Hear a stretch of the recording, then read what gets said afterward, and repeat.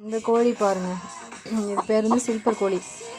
இது உடம்புல வந்து அதோடைய ரெக்கைகள்லாம் வந்துட்டு அப்படியே உடம்புல படிஞ்சு இருக்காது, ஒரு நெட்டக்காக நின்றுட்டுருக்கோம்.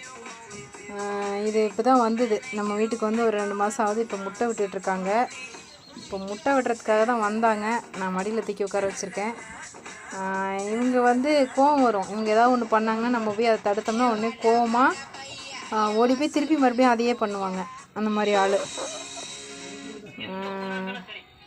இதோட அந்த இறக்கைகள்லாம் வந்து மற்ற கோழிங்க நம்ம நாட்டுக்கோழி மாதிரி படிஞ்சு இருக்காது. சில்பர் கோழின்னு சொன்னாங்க இதை வந்துட்டு.